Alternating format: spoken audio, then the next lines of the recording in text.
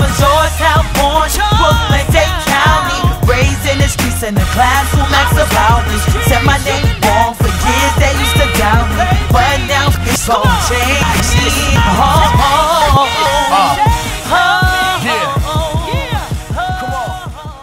What's going on, y'all? G-Town Chronicles. We just seen Jim Jones, 40, 50 years old, just walk by.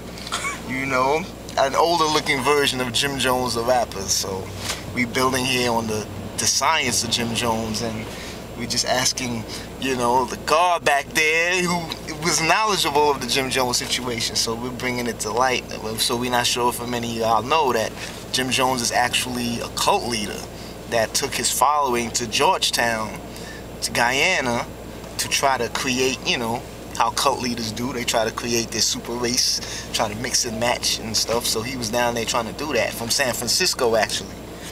And he got ran out of San Francisco by a few politicians.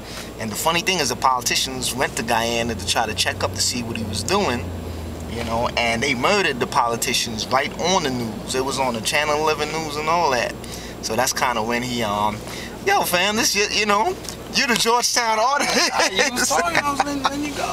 Word up. But yeah, we were just bugging at how, you know, he basically influenced a mass amount of people to kill themselves, basically, you know, through sheer belief. You know, he had women from 40 years old, and little kids 3, 4 years old, you know, because they knew after they killed the senators that the U.S. was coming back for them. Right.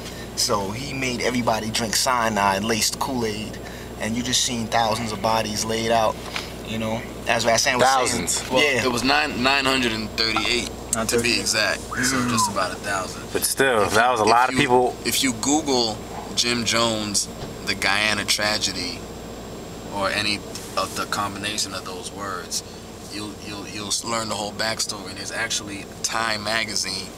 There's a Time magazine cover of the picture of all the bodies piled on top of each other in Jonestown.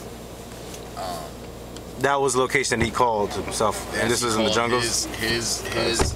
His population out in the bush in Guyana, he called it Jonestown, obviously after himself being Jim Jones. Jim Jones Jr., I think, actually. And he was a pastor at that in a church in San Francisco. And I mean, was he originally Guyanese? No, he's white. Right, he's white dude. White man.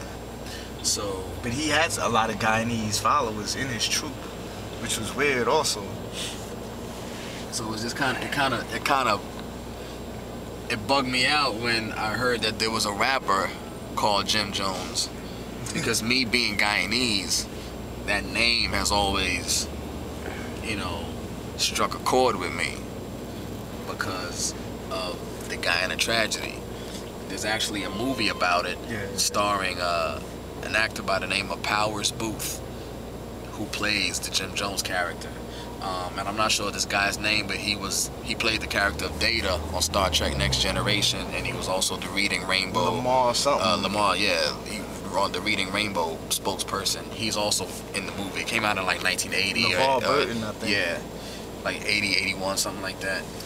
So, you know, you should definitely, you know, do your history on the Guyana tragedy, the real Jim Jones, you know, because it's a crazy situation. You know, my stepfather, you know, shout out to Uncle Larry, was actually the first person on site to see all the bodies, because he was a helicopter pilot in the Guyana Army.